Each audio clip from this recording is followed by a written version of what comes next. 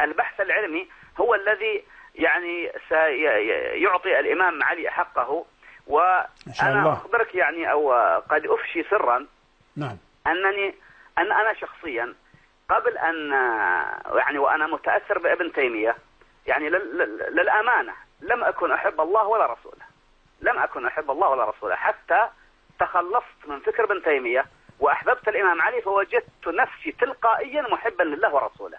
وهذا المحبة طبعا هي المحبة القلبية، بقي أعمال علينا، نحن مقصرون في أعمال البدن وما أشبه ذلك، يعني نحن مذنبون، المذنبون أبناء المذنبين، إلا أن هذا الروح العلوية إذا قرأت نهج البلاغة عرفت الله. القرآن الكريم أبلغ من نهج البلاغة، لكن نهج البلاغة هو مرقاة إلى القرآن، لا تستطيع لأن الآيات التي في القرآن قد حرفوها وجسموها وجعلوها تدل على التجسيم والتشبيه، وصوروا الله في الجبر ظالما.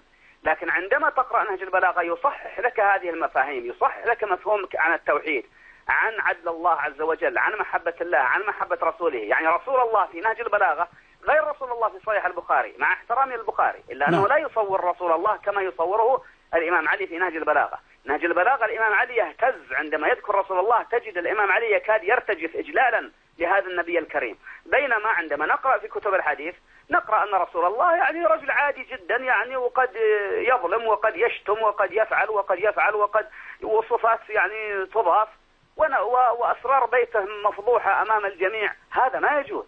نحن ما يرضى أحدنا لبيته أن يكون مثارا كذا على ألسنة العامة، فكيف نرضى لبيت رسول الله عليه الصلاة والسلام؟ فمن هذا الباب أجد الإجلال. أنا عندما أقول بعض الأخوة سألني عن نهج البلاغة أين أسانيده وهل هناك أسانيد، قلت الحق قائم بنفسه لا يحتاج إلى إسناد، الحق تعرفه.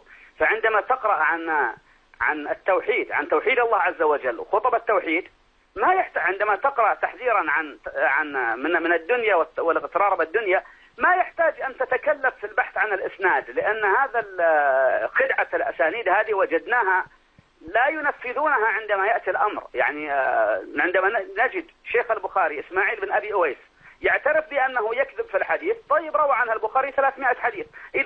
إذا هذه الخدعة لا نغتر بها كثيرا. نحن السنة نهتم بعلم الإسناد وعلم كذا، وكأن هذا لا، سلفنا لم يكن بهذا الاهتمام. هو يصوب ما يتفق مع عقيدته العامة وينفر مما خالفها ولو كان قرآنا كريما.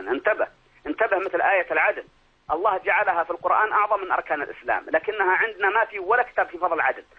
لقد أرسلنا رسولنا بالبينات